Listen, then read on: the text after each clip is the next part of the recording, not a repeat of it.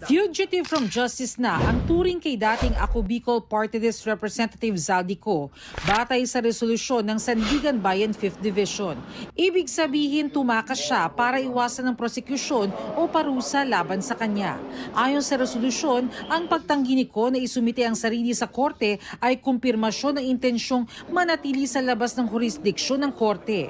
Lalo't nag-abroad siya sa panahong aktibo ang investigasyon sa flood control scandal, kung kailan nalalapit na ang formal na paghain ng kaso laban sa kanya.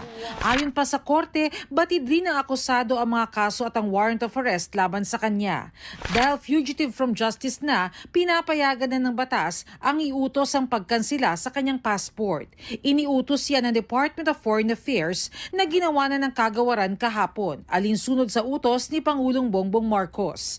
Nahaharap si Ko sa kasong malversation of public funds through falsification of public documents at paglabag sa Anti-Graft and Corrupt Practices Act. Itinuturing na rin fugitive from justice at kansilado na rin ang passport ng 3 tauhan ng SunWest Corporation dahil sa pagtanggi rin na humarap sa korte.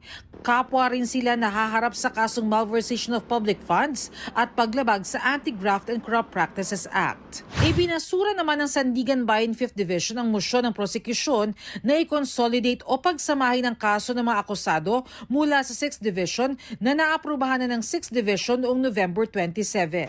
Baka ikadelay o ikadiskaril pa ito ng kaso ayon sa korte. Para sa GMA Integrated News, Bernadette Reyes, Nakatutok, 24 Oras.